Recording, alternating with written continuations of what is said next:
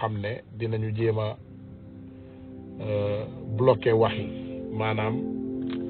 def benn tentation xaw ma ndax possible na ou pas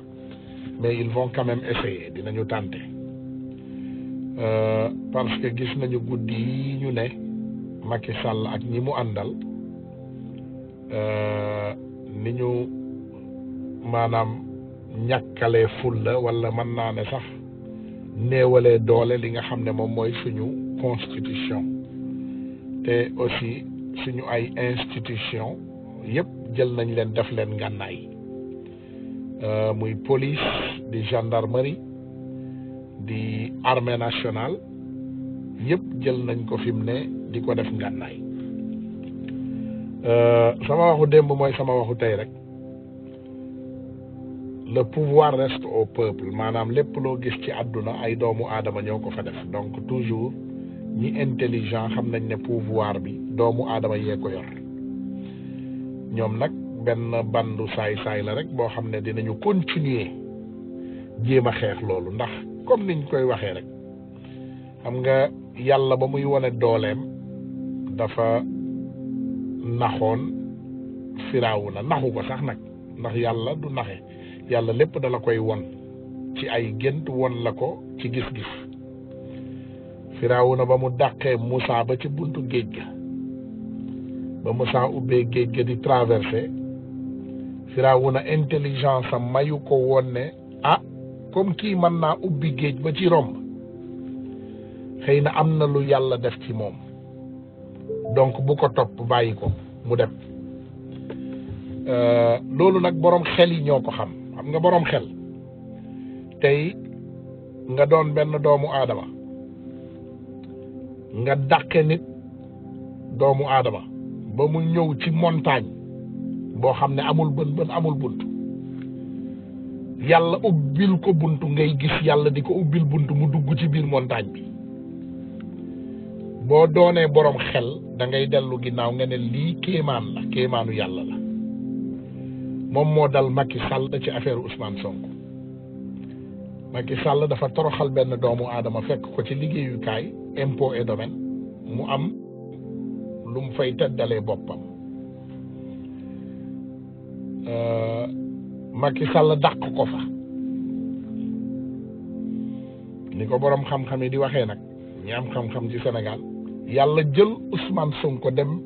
dugalaat ko ci institution boo xam ne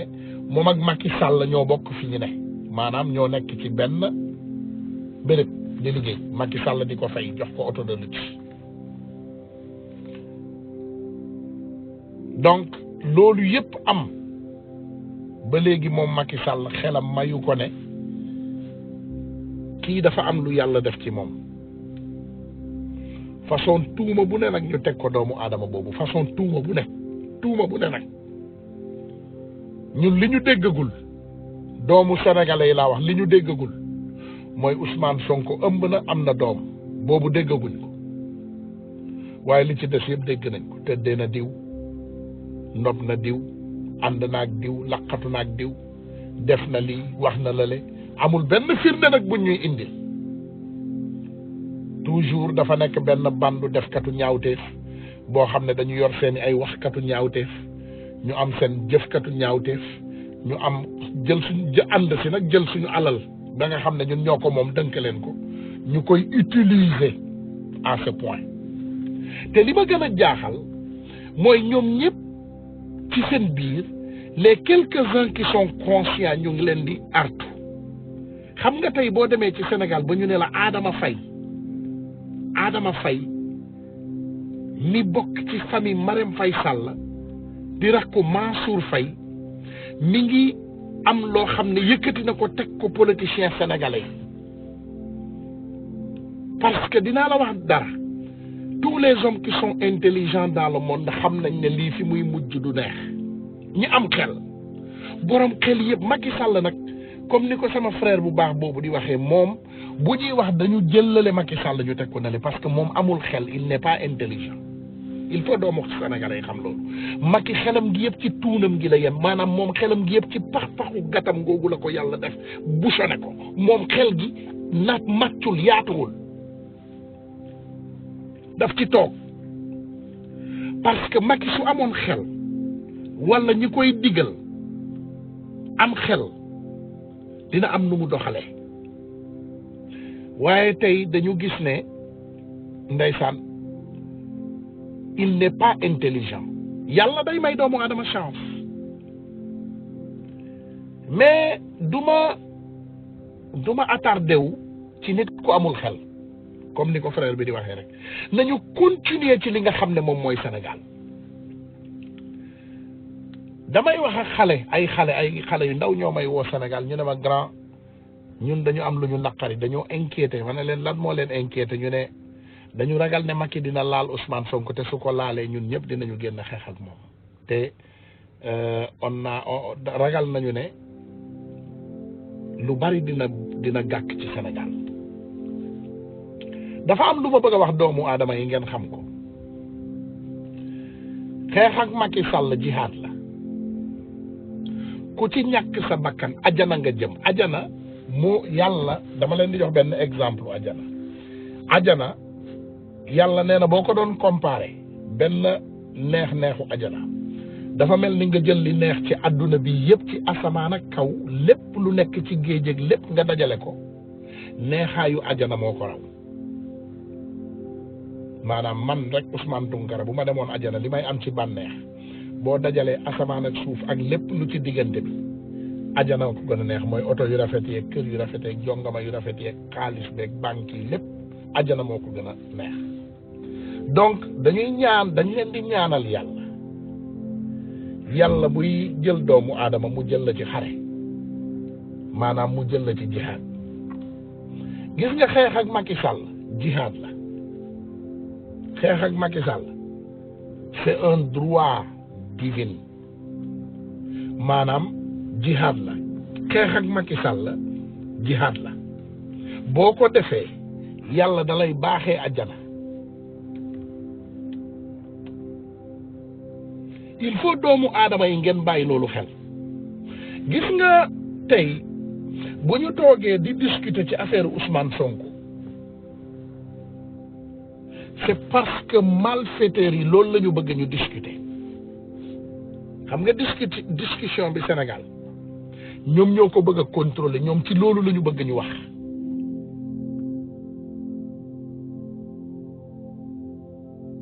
ñoom lenn rek la ñu bëgg ñuy concentré wu suñu kàllaama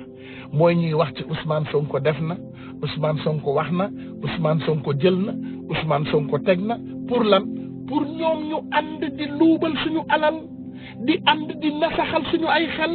di ànd di jéem a vacciner ay doomu aadama di ànd di liggéey ak impérialiste yi pour def lan pour noot Afrique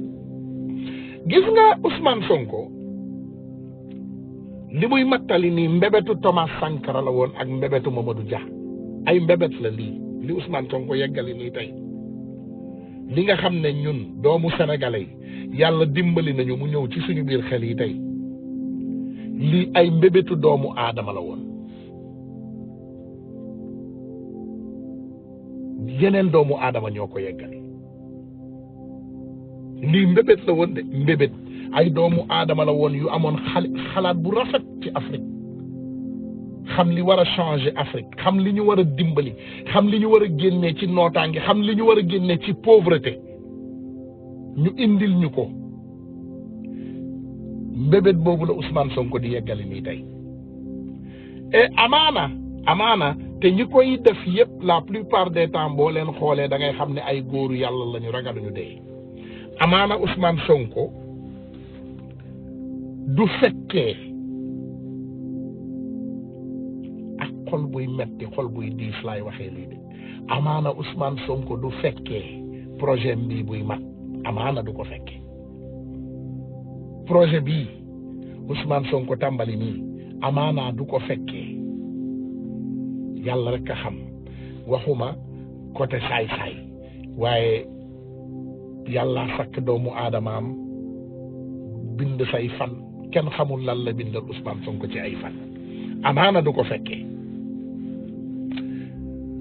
waaye yaakaar naa ne Ousmane Sonko fu ko yàlla yóbbu woon it ci àddina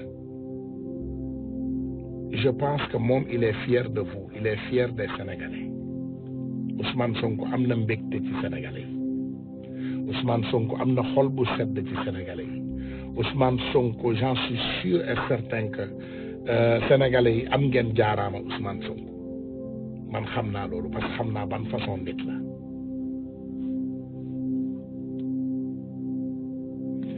Ousmane Sonko gouvernement bii mu ko seqal ala kulli xaalin dinañ ko jéem a yàq dama ragal nag ne ndeysaan dañu comprendre ba léegi mooy ñu ñëw ci sama njëlbeen wax rek doomu aadama ak i pexeem yàlla ak dogalam mooy nit da ngay am say pexe waaye yàlla mooy dogal man jot naa ne lépp loo xam ne ñoom yéene nañ ko Ousmane Sonko ci seeni bopp lay dal ndax bu ma jëlee exemple Moustapha Diakhaté ak ñeneen ña fi ñëwoon yor seeni làmmiñ ratatata Ousmane Sonko nangam ba mujj daal di xelleeku comme ndox waaw man sama baay gën baayu yonent yàlla waaw man sama ndey gën ndeyu yonent yàlla loolu am na lu mu jàngat lu ci doomu aadama yi jàngat dama doon waxtaan ak sama benn xarit démb mu ne ma jigéenu Casamance yi dañu ne dañuy dem ci bois sacré voilà donc loolu lan la tekki ma ne ko man de damay njot waaye am na lu ma ci xam ndax sama benn genn wàllu famille Casamance lañ jóge joolaa du tooñ man dund naa ak joolaa yaru naa ak ñoom màgg ak ñoom xam leen bu ma la waxee je peux citer des noms joolaa dem naa ba dégg seen quelques kàllaama kasumay bare katasinde wala katibooli kooku boo yooyu yëpp dégg naa ko dem naa daal am naa lu ma ci xam am naa lu ma xam ci ñoom waaye mosuma gis joolaa buy tooñ ba ma yàlla sàkkeeg léegi mosuma koo gis I've never seen it xam nga am na ku ma mos a laaj benn kàllaama mu ne ma sëñ bi sooninke nga ma ne ko waaw mu ne ma dafa am loo xam ne dinañ ko seedeel sooninke yi mu ne mosuma gis sooninke yéeféer donc gis nga booy wut sooninke yéeféer c'est presque impossible à trouver parce que xeet bu ndaw la boo xam ne on est des conservatifs et peut-être même fanatiques parfois mais joolaa dafa doon aussi xeet boo xam ne li leen yàlla baaxee tooñ bokku ci maanaam boo bëggoon dem xooli tey ci xeetu joolaa ba ne damay dem wuti tooñkatu joolaa c'est presque impossible pour nga indi benn c'est presque impossible lii nag waxuma ko pour stigmatiser wala toog ci benn xeet wala jàpp benn xeet mi ngi mel ni rek xam nga ma ñëw ci sama stigmatisation sama gars yi bi ñu daan tooñ samay kal lañu nag pël Fuuta yi bi ñu daan tooñ samay kal parce que bi ñuy màgg xam nga pël Fuuta moom xamee nañ ko xaw a jël dara coppot daw mais du pël yëpp nag waaye nag xam nga sama benn xarit laa doon waxal benn jour ba ñu indi benn tooñ bu bees ma ne ko pël Fuuta bu demee ba bëgg a sàcc ba mënta sàcc sax day simbi yére bi jël ko këf ko daw donc loolu li ko waraloon mooy au moins di nga gis sàccu pël Fuuta di nga gis maanaam peut-être sàccu saraxole mais doo gis yéeféeru saraxole comme doo gis joolaa buy tooñ ma ne ko donc quand les dames là buñ la dànkaafoo xam nga Sénégal li tax man ma ragal doomu aadama yu bari comprendre nañu li ma tiital du ay xale jël ñaari xeer sànni di ngeen commencé gis léegi ay fas yuy naaw Sénégal ak ay mbaam yuy matteeg ay kanaara yuy dóore kurpeñ ak lépp di ngeen ko gis ci Sénégal dans quelque temps nag gis nga bis bu Macky Sall laalee Ousmane Sonko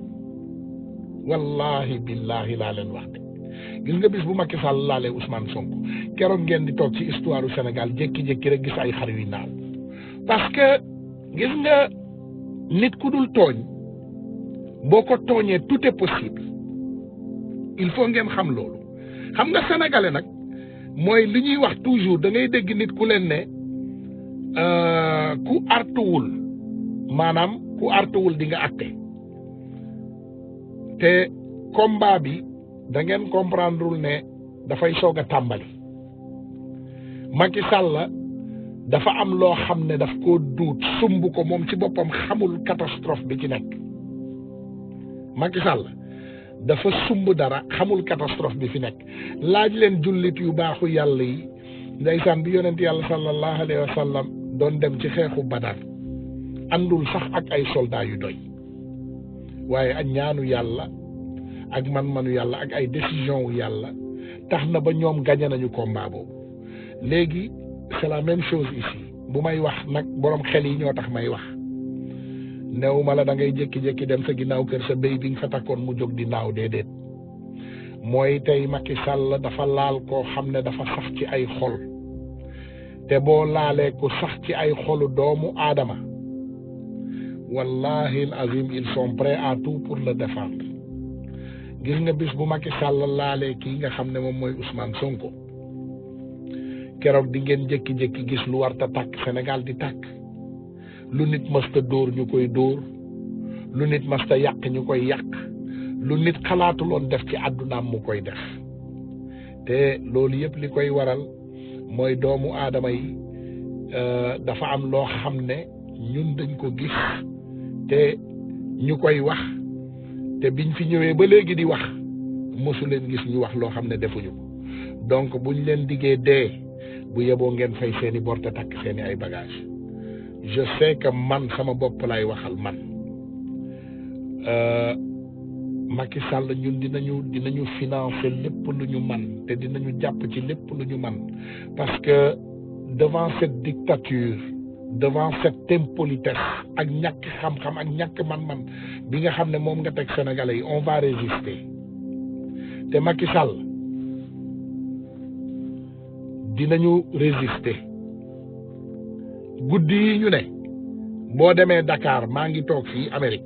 waaye Dakar léegi réew maa ngi takk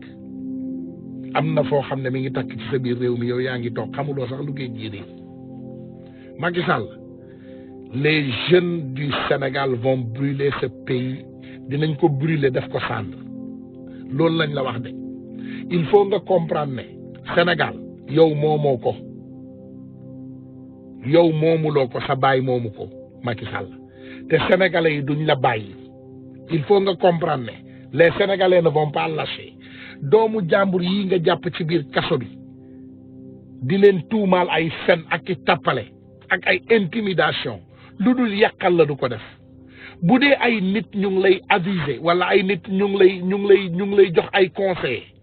te conseils yi ñu lay jox mooy nga continuer def ñaawteef bii ngay def nii joxuñu la ay conseils yu baax Sénégal a ngi tàkk yow yaa xamul rek parce que tu es trop con pour le voir you are too stupid to see keroog damay jóg ndeysaan gis benn vidéo ñu dem ñoom quelques-uns ñu ne dañuy dajale ay pono mu ne pono yi ñu sànni ci dëkk bi yooyu la ñuy dajale ki bant vous êtes con dem leen ŋàcc ci géej gi dem leen ŋàcc ko ba mu wow koŋ comprendre leen Macky Sall lii c'est un combat combat bi comprendre loo ko you not gonna understand this lii loo xam ne la dafa ëpp sax lii dafa dépassé sa xel combat bi doo ko comprendre you are not gonna understand this one ndegem dëkku arabe yi ñoo mën a am printemps yow war ngaa xam ne ci xeet bi nga bokk nous faisons parmi les plus intelligents au monde sénégalais ci li ëpp xel ci àdduna bi la bokk sénégalais biy téegal sa ndey mi ngi tëdd ci wetu pale bi noonu bi lay rey yow mi ngi tëdd sa wet sénégalais biy faat sa bakkan mi ngi tëdd sa wet dara desul bu dara desul lu dul mu jël sa bakkan ci la lay ne Macky yow man la ñu yónni woon ci yow Antoine Diome nee na mi ngi menacé nee na mi ngi bind ay lettre gaa yaa ngi menacé ay jigéen ñun menacé wuñu jigéen ñun duñu menacé ay jigéen on va pas menacer les femmes déedéet ñun yenn xale yu góor yi nga xam ne seen kooy yaa ngi seen biir tubé yéen la ñuy ñëw téegal seen ndey Antoine Diome yow ak Macky Sall ak ñi ngeen àndal du ñu menacé benn jigéen déedéet li ngeen bëgg ñu def ko ñun duñ ko def kii di yow kii di Moustapha Niass kii di Macky Sall ñii di def katu ñaawteef yi ñun vous êtes déjà dans nos cibles ñun ciblé nañu déjà suñu ay target ñun on vous a ciblé déjà xam nañu kan mooy kan déjà jëlal armée sénégalaise bi yëpp mu wër la police sénégalaise bi yëpp mu wër la ndax tapet nga jëlal waa BIP yëpp ñu wër la du tax duñu yegg ci yow jëlal lépp mu wër la parce que li lay daan doo xam fu mu jógee lii dal sa kaw doo xam fan la jógee yéen lay waxal de yow ak Macky Sall ak defkatu ñaawteef yi lii dal seen kaw doo leen xam fu mu jóge déedéet du man loolu bind nañ ko avant man amaanaa man mii wax ak yéen nii mën naa pare ci li may wax nii boum ma dee lu problème parce que ñun li ñuy dogal plan bi ñuy jël pour yow def nañ ko ba pare li ñuy pare nañ ko li ñuy waajal nañ lépp pare nañu ci yéen on est prêt ñun pare nañu pour ñàkk suñu bakkan mais pare nañu pour jël seen bakkan ñun pare nañu ginnaaw nag ñun bu ñu demee Sénégal changé incha allahu rabbi nous ferons ce sacrifice bi ñun dañ koy def ñun dañuy def sacrifice bi ba pare bu ñu demee nag ba sori Sénégal sotti suñu ginnaaw loolu du problème dinañu dem dinañ leen yóbbaale yéen kii di Antoine Diome kii di Macky Sall kii di defkatu ñaawteef yi yéen dinañu dem dinañ leen yóbbaale notre plan est bien défini te du leen bàyyi ginnaaw bu ma leen ko waxee rek gëm leen du benn xale boo leen di jàpp du benn téléphone boo leen jàpp foofu le plan n'est pas dans ces téléphones le plan n'est pas avec ses enfants le plan est déjà défini yéen di ngeen ñàkk seen bakkan yow Macky Sall ak ñi leen wër bind leen ko ne leen Tunkara lii la wax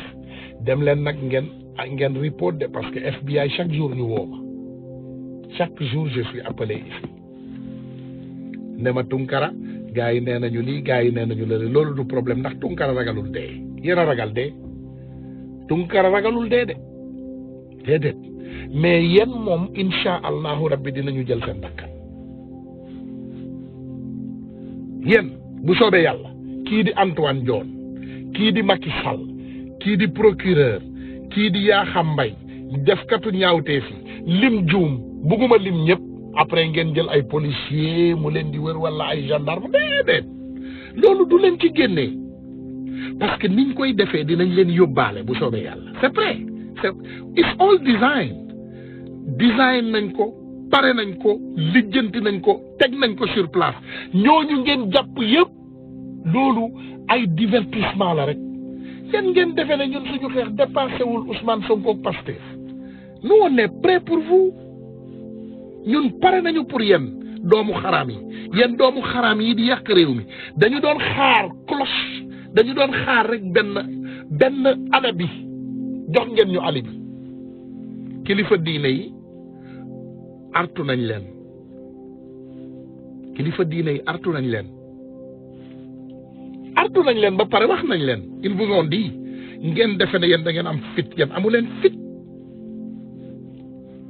yéen amu leen fit yéen amu leen fit déedéet yéen amu leen fit amu leen jom les jeunes yi nga xam ne nag yéen a ngi génn di manifester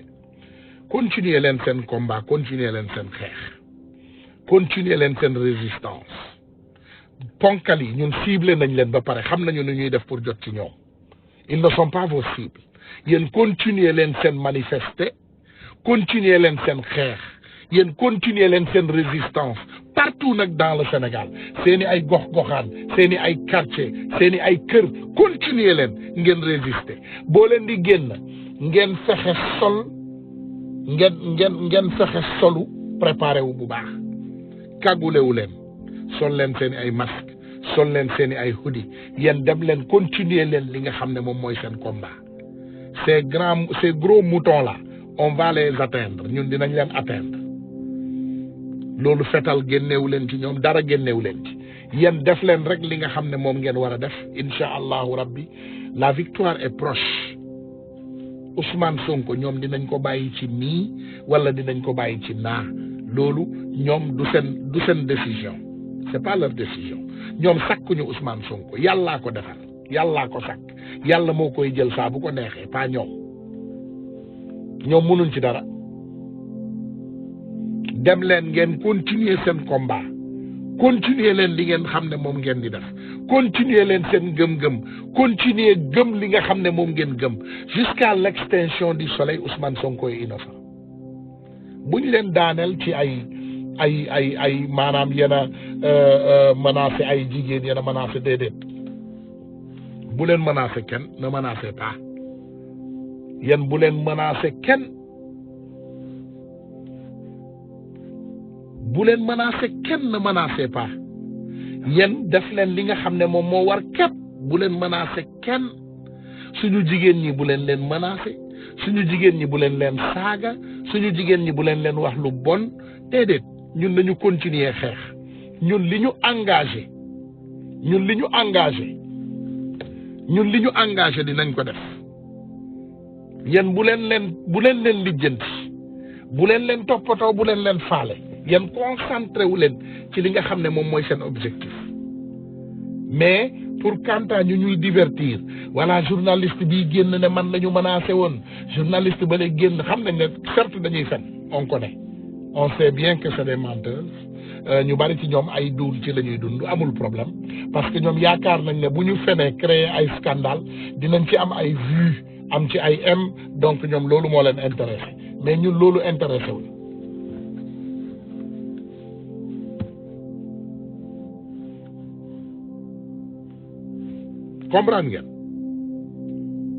comprendre ngeen li ñu bëgg a wax ñun xam nañu exactement li nga xam ne moom moo xew Sénégal le Sénégal est un gros mafia un gros scandale porté par des lâches et des lèche-culs ay doomu xaraam lañu yoo xam ne xeex rek moo ñu mën a teqale ñoom xeex rek xam nga li ngeen yaakaar ne moom la ñu mën a def ay négociation wala ay wax wala ay nangam déedéet heure bi heure bàkku la heure bàkku kese la waaye heure xeex bi mi ngi ñëw heure bàkku la fi mu ne waaye le vrai combat est en marche il faut ngeen xam ne bëgg bëre bañ bëre mënuñoo bañ a bëre il faut ñu xeex mënuñoo bañ a xeex sénégalais et sénégalaises mënuñoo bañ a xeex c'est inévitable au Sénégal parce que doomu xaram yi ñu ko séqal il faut ñu def face lii du xeexu Ousmane Sonko lii du xeexu Bassirou Diomaye Faye lii du xeexu Birame Souleye lii du xeexu patriote yooyu nga xam ne ñoom dañoo civilisé di waxtaan di ndeysaan lépp loo gis ñoom ñu ngi koy négocier ci seen dëkk ñoom duñu xeex déedéet lii du seen xeex c'est pas pour eux ce combat n'est pas fait pour eux nañ leen bàyyi xam nga adduna bi koo gis am na position boo xam ne moom la incarné koo gis rek am na loo xam ne loolu la incarné bàyyi leen doomu jàmbur yooyu ngeen bëgg dugal ci combat bii ce combat n'est pas du combat wu Khalifa Sall du combat wu Karim Wade du combat wu Barthélémy du combat wu nangam c'est les jeunes sénégalais le sénégalais lambda qui souffre yow mi amul loo reeree yow mi amul loo añee yow mi amul loo fajoo yow mi amul loo lekk yow mi amul loo wootee téléphone yow mi amul loo jëndee crédit yow mi amul dara